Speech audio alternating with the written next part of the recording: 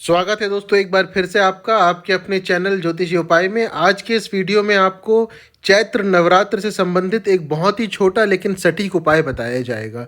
किसी भी प्रकार की समस्या हो, इस उपाय को एक बार आप करके देखिए, आपको निश्चित तौर पे फर्क समझ में आएगा। चैत्र नवरात्रि 2024 प्रारंभ हो रही है 9 अप्रैल दिन मंगलवार और समाप्त होने वाली है 17 अप्रैल दिन बुधवार। इन 9 दिनों में आपको एक निश्चित समय बांधना है, यानी कि एक समय आपको निश्चित करना है। उसी समय आपको इस उपाय को प्रतिदिन दोहराना है, प्रतिदिन करना है। वैसे प्रयास करें कि अगर आप ये उपाय प्रातः ब्रह्म मुहूर्त में कर सकें तो सबसे अच्छा होगा, नहीं तो जो भी समय आपके लिए सही हो, जिस समय आप कर सकें उस एक समय पर आप इस उपाय को करें, लेकिन 9 दिन तक लगातार करें। उपाय करने के लिए आप अपने घर में भी कर सकते हैं इस उपाय को, नहीं तो अपने निकट, अगर आपके घर के पास कोई मंदिर है तो आप मंदिर में जाकर के भी इस उपाय को कर सकते हैं। मंदिर दुर्गा जी का होना चाहिए, नहीं तो अपने घर में भी आप कर सकते हैं। उपाय करने के लिए आपको माँ दुर्गा के सामने एक दिया जलाना है, एक दीपक प्रज्वलित करना है। अगर मंदिर में कर रहे हैं तो मंदिर में करें। आसन लेकर के आपको वहीं बैठना है। माता के चरणों में एक लाल फूल, गुड़हल का जो फूल है, प्रतीकात्मक तौर पे वो आपके स्क्रीन पे दिखाया जा रहा है। अलग अलग क्षेत्रों में इस फूल को अलग अलग नामों से जाना जाता है। गुड़हल का एक फूल आपको लेना है और इस एक फूल को, अगर आप माला आपको मिल रही हो तो आप माला भी अर्पित कर सकते हैं, नहीं तो कम से कम एक फूल आप लीजिए और जो आपकी समस्या है वो बोलते हुए आप माता के चरणों में अपनी समस्याओं को रख दीजिए। जो उपाय आप कर रहे हैं इसे पूरी भक्ति भाव से करें। जब आपने माँ को फूल अर्पित कर दिया, उसके बाद वहीं बैठ कर के, अगर आप घर में कर रहे हैं तो घर पे ही बैठें आसन लेकर के, और अगर मंदिर में है तो वहाँ आसन लेकर के बैठें। बैठने के बाद जो माँ दुर्गा का नवान्न मंत्र आपके स्क्रीन पे अभी दिखाया जा रहा है, उस मंत्र का आपको एक माला का जाप करना है और ये आपको उपाय पूरे 9 दिन तक वहाँ दोहराना है, पूरे 9 दिन तक करना है। अगर पहले दिन आपने मंदिर में किया तो पूरे 9 दिन आप मंदिर में जाकर के ये उपाय करें।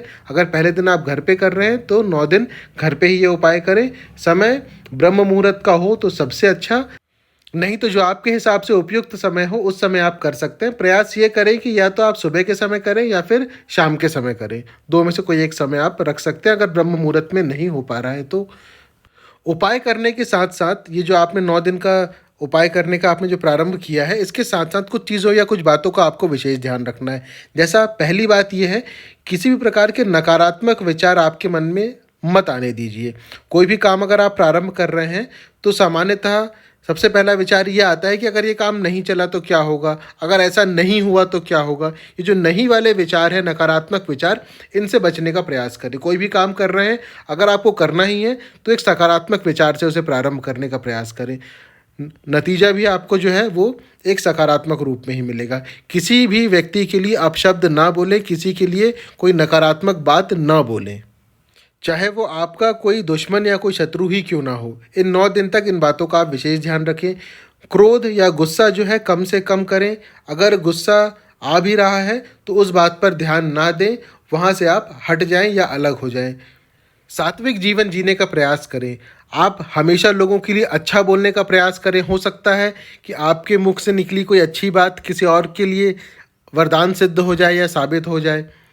एक संयमित जीवन आपको ये 9 दिनों तक के जीना है और जो आपने उपाय प्रारंभ किया वो आपको करना है। उसके पीछे की वजह ये है कि जब हम किसी प्रकार के मंत्र का जाप कर रहे होते हैं, शक्ति की उपासना कर रहे होते हैं, तो हमारे अंदर भी कुछ ना कुछ सकारात्मक ऊर्जा आने लगती है और हमारे अंदर भी कुछ ऐसी शक्तियाँ आने लगती हैं जिसके कारण से हमारे द्वारा कहे गए जो वाक्य होते हैं वो सच भी हो सकते हैं। इसीलिए नकारात्मकता से हम जितना हो सके दूर रहें, अपने आप को सकारात्मक बनाएं और उन शक्तियों को अपने अंदर लेकर के आएँ। और जो आपकी समस्याएं हैं वो तो आप रोज़ माता के सामने फूल के साथ रख के आ ही रहे हैं, तो इस भावना के साथ आप इस उपाय को करें। निश्चित तौर पे आपको परिवर्तन देखने को मिलेगा। कोई प्रश्न हो तो कमेंट के माध्यम से आप पूछ सकते हैं। जो लोग नए हैं, पहली बार इस चैनल पे आए हैं, चैनल को सब्सक्राइब ज़रूर कर लीजिएगा और घंटी का चिन्ह जो है, बेल आइकन, उसे ज़रूर दबा लें, जिससे कि भविष्य में अपलोड किए जाने वाले किसी भी वीडियो की जानकारी सबसे पहले आप तक पहुँच सके। जल्दी ही दूसरे उपाय के साथ फिर मिलेंगे। धन्यवाद।